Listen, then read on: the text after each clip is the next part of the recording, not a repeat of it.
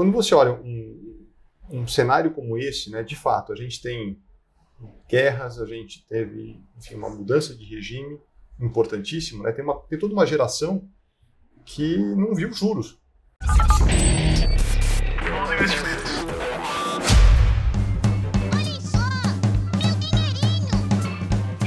Olá, investidores e investidoras, sejam bem-vindos a mais um RetornoCast. Meu nome é Luiz Felipe Vieira e hoje estou com o Sérgio da Diamond.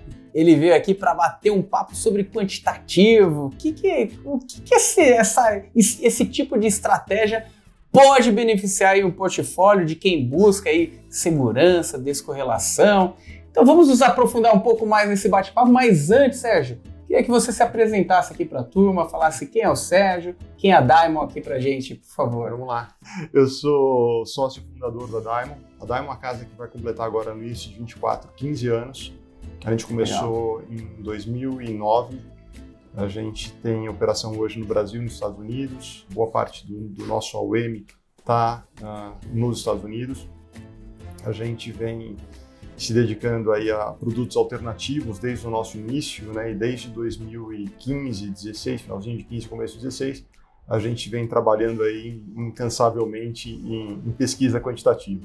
Então é isso que a gente faz de melhor hoje, eu acho. Vocês iniciaram quando, Sérgio? 2009. 2009, tanto a estratégia internacional quanto a nacional? Como que foi? A gente começou com a internacional em 2009. Tá. Na verdade, a gente lançou o fundo, o multimercado, no mercado aqui no Brasil em 2020, né, em fevereiro de 2020, e abriu o fundo para captação de terceiros em 21. Então, legal. O fundo tem aí uma vida curta ainda do ponto de vista de mercado, né? Está disponível para investidores no Brasil há pouco tempo. Bacana. O que fez vocês iniciarem a estratégia pelo público norte-americano? Tem mais apelo para esse tipo de estratégia por lá? Foi uma necessidade local? Na verdade, a natureza da nossa primeira estratégia era uma natureza internacional, era uma estrutura de crédito que financia comércio exterior. Então essa é a estrutura da nossa primeira estratégia. Então, ela naturalmente era um livro offshore. Ela nasceu como um livro offshore. Tá. E ela foi crescendo como um livro offshore. E aí, por ganhar tanta relevância, a gente acabou mudando todo o processo de gestão para fora do Brasil. Isso acontece lá em 2015. Legal. E desde o início já tinha esse apelo mais quantitativo? A gente sempre foi muito baseado em tecnologia, né? Eu tenho, além da minha vida profissional, uma vida acadêmica também bastante intensa. Eu estou muito ligado à pesquisa e gosto muito do tema quantitativo de maneira mais abrangente, né? Não só aplicada a finanças, mas em diversos processos. Tanto é que a minha linha de pesquisa não está diretamente ligada ao que a gente faz no fundo, mas obviamente a gente usa as mesmas ferramentas, né? Porque quando a gente fala em matemática, no final do dia a gente está falando de ferramentas e elas servem para resolver vários problemas, né? Não só finanças, mas, enfim, quase todos os campos do nosso dia a dia estão de alguma maneira permeados por alguma matemática. Pô, legal esse tema que você trouxe, e eu acho que aqui cabe uma troca de ideia até mais profunda sobre isso e que pode ter a ver com até a curiosidade de investidores, né? Para mim, me parece que o mercado mais líquido, né, você tem dificuldade muitas vezes, né, de trazer aquelas diferenciações de preço, né? E talvez o mercado mais líquido ele traga um apelo maior para estratégias quantitativas. Como que você enxerga esse movimento de vir para o Brasil, que é um mercado menos líquido, é um mercado mais truncado em alguns pontos ali? Parece que os gestores sentam todo mundo numa mesa e todo mundo decide, né, para onde que vai investir ali o portfólio. Um mercado muito correlacionado, né? Queria que você trouxesse um pouquinho dessa ideia, né? Me parece, posso estar errado nisso, tá? Nessa visão, de que o quantitativo ele tem um melhor apelo no mercado líquido. Estou errado nisso? Como que você... Eu posso falar por o que a gente faz, tá, né? Não posso falar por o que todos fazem, mas de maneira geral, para as nossas estratégias funcionarem, a gente precisa de liquidez.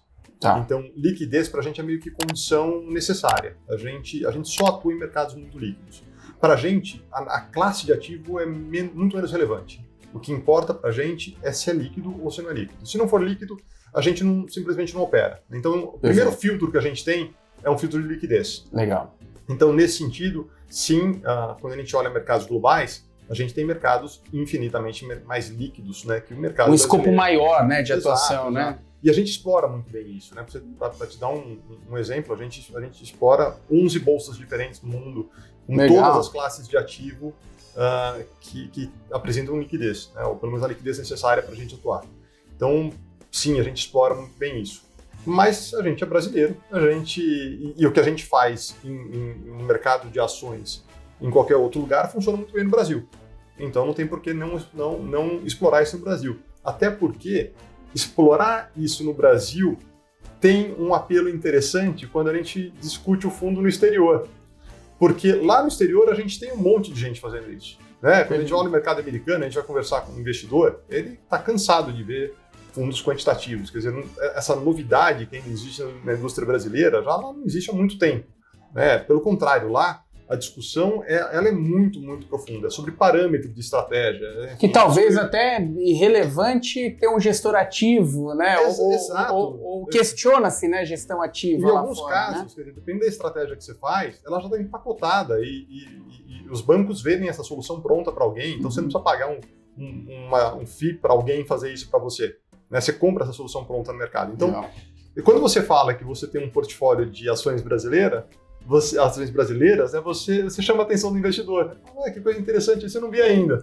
Então, talvez menos... É importante do ponto de vista de resultado, obviamente, a gente não estaria fazendo, mas também é um ponto interessante para capturar a atenção do investidor. E ainda nesse tema, né, de mercado líquido, posicionamento, né?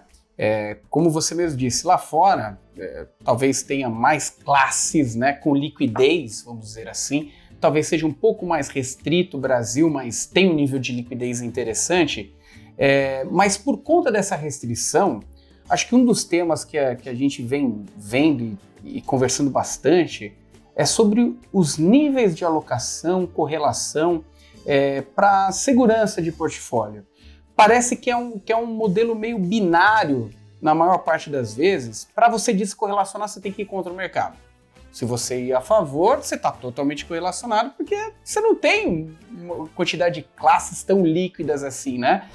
Talvez o modelo quantitativo ele venha para suprir essa necessidade, inclusive, como se fosse aqueles pontos, né, sensíveis do risco de uma alocação, né? Como que vocês estão enxergando, até porque eu entendo que vocês querem fazer esse movimento, querem ser mais conhecidos aqui no Brasil, como que vocês estão vendo o posicionamento da estratégia de vocês dentro desse ambiente já estruturado de multimercados e que muitas vezes correm para o mesmo lado, né?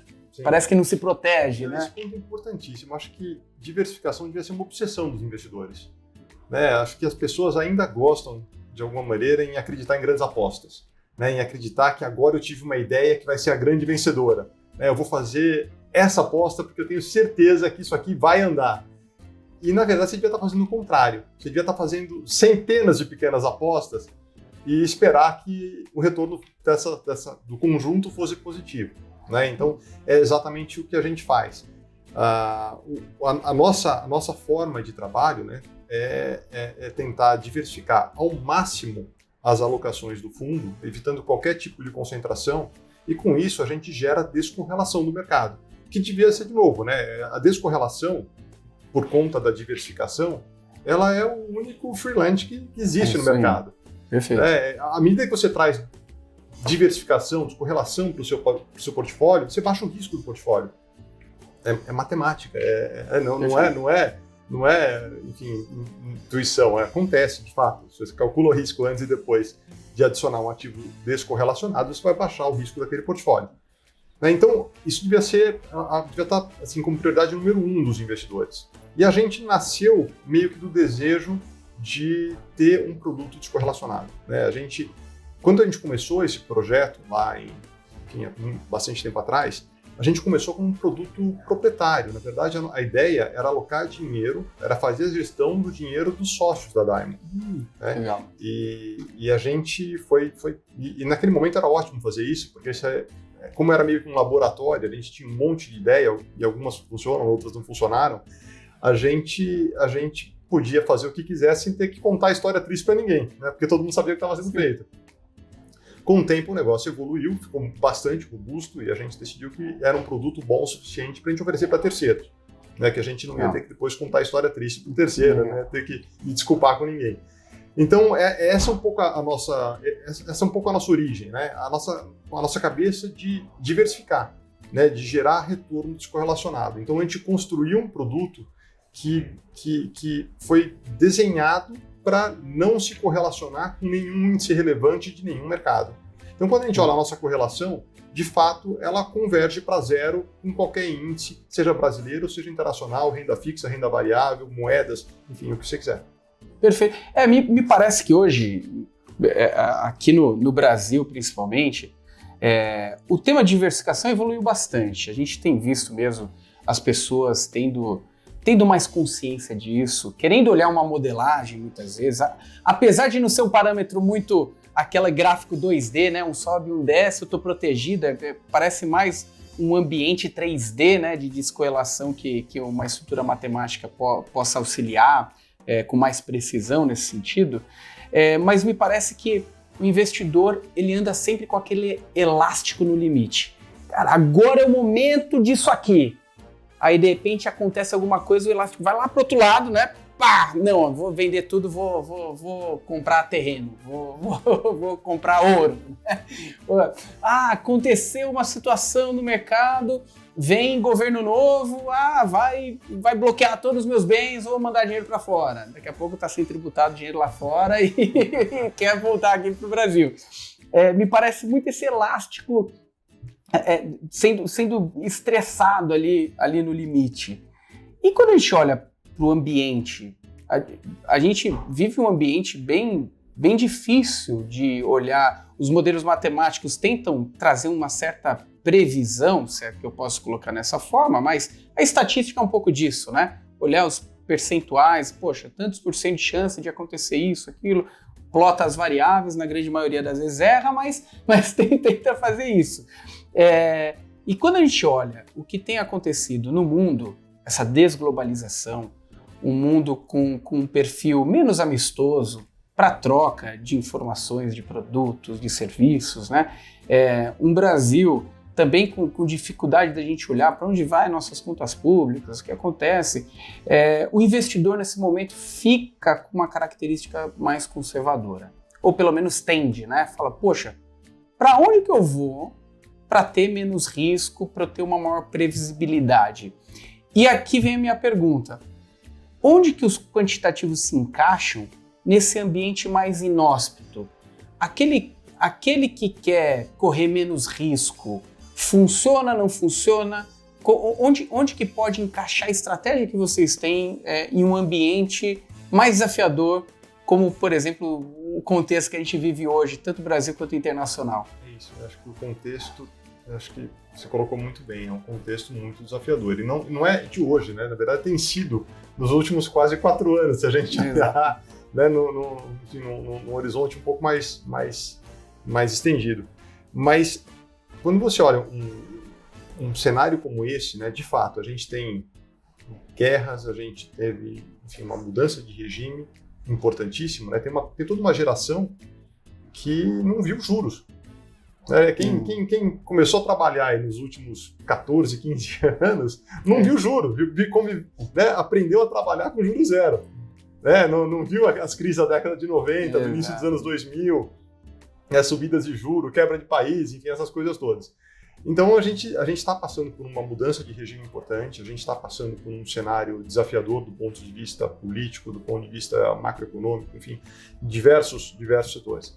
Mas a questão e além de tudo, né, a gente tem juros altos, o que para o investidor é uma conveniência enorme, porque fazia muito tempo que a gente não tinha juros a 5% no mercado desenvolvido. Né? Como se corre risco num juro real de 7%, né, não pós-fixado. Exato. Então você tem aí um estímulo a não correr risco, né? Então, no mercado brasileiro, você ainda tem essa questão adicional da taxa real de juros ser muito alta. Mas isso dito, quer dizer, num cenário como esse, é exatamente o momento de não fazer nenhuma grande aposta. Né? É exatamente a hora de você apostar em coisas que diversificam demais o portfólio, né? Que fazem, no nosso caso, por exemplo, simultaneamente 250 apostas por dia. E nenhuma aposta tem um pedaço relevante do risco. Então, a gente sabe que uma parte delas vai perder, uma parte delas vai ganhar, a gente sabe que na média a gente ganha mais do que perde. Né? Então é tão simples quanto isso. Essa é a hora do investidor olhar esse tipo de produto. Né? Seja no Brasil, seja no exterior, é a hora de você estar não só descorrelacionado do mercado, mas também hiperdiversificado. Né? É a hora de ser prudente, apostando em pouquinho, em um monte de coisa, ao invés de fazer uma única grande aposta em alguma coisa. Porque é muito difícil hoje a gente tentar imaginar qual que é o futuro de uma única aposta, porque as coisas estão acontecendo com muita velocidade. Né? Fatos importantíssimos estão acontecendo a todo momento. E a gente, parece bobagem falar isso, mas a gente está vendo coisas raras acontecendo com muita frequência. Né? Perfeito, é a frase. É um contrassenso, né? É um contrassenso matemático, mas é verdade. A gente está vendo coisas muito pouco prováveis acontecendo com muita frequência. Então, a gente está vivendo um momento interessante. Eu lembro que eu tava batendo um papo com um gestor conhecido aqui do mercado e ele estava comentando, né? Normalmente as pessoas colocam as variáveis daquilo que estão vendo, né? Mas o mundo é feito daquilo que não se vê, né? O mundo é feito daqueles eventos que ninguém está precificando, né? E quando a gente coloca na conta, entra essa frase. Realmente a diversificação é o último almoço grátis, porque se eu não sou o dono da verdade, se até, né, eu tendo a falar hoje em dia com as pessoas, né? Foge daquele que tem certeza de alguma coisa, né? Se a pessoa tem certeza de alguma coisa, é a pessoa que você não quer colocar o teu dinheiro, né? Mas aquela pessoa que fala, olha, eu acredito que se eu pesar um pouco mais aqui, diversificar aqui e tal, no balanço em geral, eu acredito que eu vou extrair um pouquinho mais de resultado. Fala, essa aí você pode dar um pouquinho mais de atenção, né? Aquela lá que não tem muita certeza de nada. Normalmente quem tem certeza de alguma coisa, a chance de virar um tolo é muito grande, né? De você se esborrachar no meio do caminho. E aí entra, de fato, esse movimento de trazer mais segurança para o portfólio. Imagina que muita gente que nos ouve aqui já tem um portfólio alocado. Tá ali, tem a parte em ações, a parte em multimercado, a parte em renda fixa, né? E se a gente coloca um conglomerado, poxa, a pessoa acha que tendo 5 fundos de ações Brasil, ele está diversificado. Quando ele soma tudo, ele vai ver que é uma coisa só. É um risco só, exato, né? Exato. Tá todo mundo no risco só. Aí tem 10 fundos multimercados. Soma todos, você vai ver que um tá descorrelacionado, mas porque ele tá apostando contra o mercado. Não é porque e todo mundo anda pro mesmo caminho, né? Qual que seria o recado para essas pessoas? Falar, poxa, parece que eu tô diversificado, como que eu olho isso aí? E como, de repente, eu agrego e essa informação adicional que você está me trazendo, estou entendendo que você tem um produto diferente aqui para mim, como que eu agrego isso na minha carteira que já está montada? Excelente pergunta. Acho que as pessoas confundem diversificação com quantidade de investimentos. Né? Elas acham que investindo em 5 fundos que fazem a mesma coisa, elas estão diversificadas. Na verdade, elas estão expostas exatamente ao mesmo risco. O que demanda, na verdade, uma análise um pouco mais profunda. Né? Como associados estão esses retornos? Né? Como que esses retornos se comportam ao longo do tempo em relação um ao outro? É essa análise que as pessoas têm que fazer, que é uma análise um pouco mais sofisticada do que simplesmente comprar vários produtos, né, que podem estar no final do dia incorrendo no mesmo risco. Então, de novo, né, a gente volta para a questão da diversificação de verdade. Quer dizer, quando se monta um portfólio, não se olhar só a quantidade de ativos que estão sendo comprados, mas também como esses caras se comportam ao longo do tempo, ter certeza que está comprando coisas diferentes, né? Coisas que são independentes umas das outras. Aí sim, de fato, você tem segurança, você tem descorrelação, você tem diversificação. Para um investidor que já tem uma carteira formada, né? Que tem lá um pedaço em ações, tem lá um pedaço em renda fixa, tem lá um pedaço enfim, algum outro tipo de produto alternativo, enfim, produtos ligados a imóveis, produtos ligados enfim, a tantas outras coisas que estão disponíveis por aí, né? Agronegócio, enfim, tem tanta coisa disponível. Vale, quando você pega essa carteira e adiciona um outro produto cujo retorno é completamente independente dos anteriores, o risco daquela carteira baixa automaticamente. Então, para o investidor que está preocupado com risco, essa é a melhor solução, baixar o risco daquela carteira. E aí, quando você olha a relação risco-retorno, uma vez que você baixou o risco, a relação risco-retorno imediatamente aumenta, né? Melhora. Perfeito. É o que a gente chama de Sharpe. O Sharpe daquela carteira melhora, que é quanto que ele ganha de retorno por unidade de risco em corrida. Perfeito. Inclusive uma dica aí, tá? Olha lá, maisretorno.com, coloca os seus ativos da carteira. Lá tem uma ferramenta que você consegue olhar a correlação, olha para onde que estão indo os seus produtos, qual que é o drawdown, qual que é o máximo de perda que o ativo já teve. Insere ali produtos adicionais, tem a classe de quantitativo, acho interessante você adicionar e ver como se comporta ali no teu portfólio. Vale a dica. E você falou uma questão interessante, né, que é a redução do risco. Aí indo para eu quero embarcar um pouquinho no seu mundo da matemática, né, a dispersão do resultado em relação à variância, né, dispersão do resultado em relação a o que eu tenho de proposta ali de retorno, né? Ou seja, quanto menos dispersão tem em relação àquela média que eu espero, eu teria uma menor volatilidade. O que é esperado de nível de dispersão para a estratégia de vocês? A gente trabalha com um alvo de volatilidade de 10%. Tá. Então, é um produto que está no limite aí superior da volatilidade dos produtos oferecidos no mercado brasileiro. E a gente entende que 10% é um número bom para o mercado, porque no final do dia torna o produto mais barato para o investidor. Né? Se a gente tem uma volatilidade de 10 e um Sharpe histórico ao redor de 1,2, à medida que a gente tem os FIIs fixos para o investidor, né? A administração é fixa para o investidor e a gente entrega um retorno maior por conta da vol maior, a gente está tornando um produto mais barato para o investidor. Então, a nossa volatilidade alvo é 10% ao ano e todo o nosso sistema é calibrado para entregar essa volatilidade. Então, quando você olha o desvio da nossa volatilidade, ele é muito pequeno.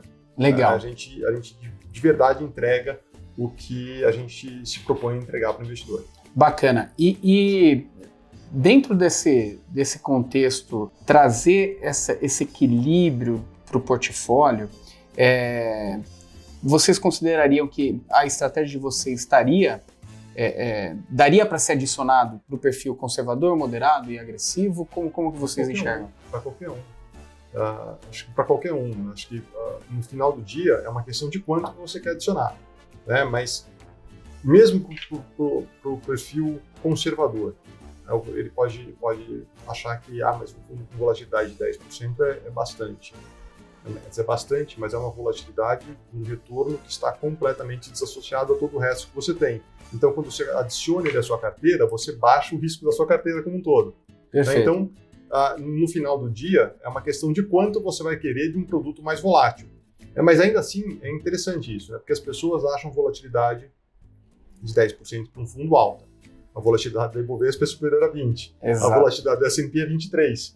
Né? Então, as pessoas estão confortáveis com a ação, mas elas acham 10% alta. Lá fora, a gente tem um veículo específico que roda com uma vol muito mais alta, uma volatilidade, né? Para usar jargão, uma volatilidade muito mais alta. E os investidores gostam, eles pedem isso.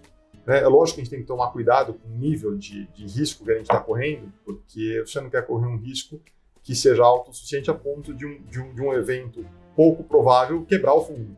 Não faz nenhum sentido isso, nem para o gestor, nem para o investidor. Mas volatilidades mais altas, elas tornam o produto mais atrativo para o investidor. Perfeito. E hoje, quais estratégias que vocês estão adicionando aqui? É um espelho do que vocês já têm? É a mesma modelagem do que tem lá fora? É uma única, mais de uma? Como que vocês estão... É um espelho. O que a gente faz lá fora, a gente faz aqui. Na verdade, são produtos que compartilham a mesma infraestrutura, os mesmos sistemas, os mesmos processos de execução. os mesmos algoritmos, os mesmos modelos, inclusive o time de gestão é o mesmo, os CIOs são os mesmos, então é o mesmo produto, no final do dia é o mesmo produto. Perfeito. Qual que é o nome do fundo aqui para as pessoas que tiverem interesse em pesquisar? Diamond Nodes. E hoje, se alguém quiser acessar esse fundo, ele acessa por qual plataforma? Praticamente todas. Tá. Eu acho que a gente está em praticamente todas as plataformas. Então, bancos, corretoras ali, é só pesquisar, colocar ali. Tem algum ticket mínimo? É para investidor R$10.000, não. Profissional, qualificado? Qualificado. Por conta das exposições ao exterior. Tá. Mas o ticket mínimo é R$10.000. Então, a gente fez de propósito um ticket baixo. Dá para experimentar, né? Exatamente. Dá para experimentar. Todo mundo testar um pouquinho. Coloca lá, experimenta, entenda. Coloca lá na plataforma da Mais Retorno. Combina o fundo com a carteira que você já tem. Vê se isso aí reduz exposição. Eu acho que é uma classe de ativos que, para mim, tem um apelo super bacana. Acho que aquilo que você consegue construir para você trazer mais proteção, ainda mais no ambiente inóspito, é muito favorável para o investidor. Então, descorrelacionar portfólio é muito importante. E no Brasil a gente tem essa dificuldade de descorrelacionar, é uma verdade, né? Se vai para a classe de ações, praticamente zero nível de descorrelação. Multimercado melhora um pouquinho, mas mesmo assim tem uma dificuldade muito grande. Então a gente precisa de fato de olhares diferentes para que o investidor acesse aquilo que muitas vezes precisa ser acessado nesse momento, uma previsibilidade, por exemplo, né? Então, para quem quer ter uma investida e tentar entender mais de como funciona a estrutura, vocês estão nas redes sociais, como que esse pessoal te acha? A gente está nas redes sociais, então a gente está no Instagram, LinkedIn, enfim, a gente tem o site da empresa, inclusive, tem muito material disponível. A gente tem um time que tem uma pegada acadêmica muito, muito forte. Legal. Né? Então, todo mundo gosta de escrever. Então, a gente tem no nosso site vários papers disponíveis, escritos assim, com bastante qualidade, mas numa linguagem acessível, sobre temas quantitativos. Então, coisas que a gente faz, coisas que a gente pesquisa, por que algumas coisas funcionam. Então, tem lá bastante material. Para quem tem interesse sobre o assunto, para quem quer aprender um pouquinho mais, tem muito material disponível lá. Bacana. Olha, Sérgio, obrigado aí pelo papo, muito bom essa troca de ideia.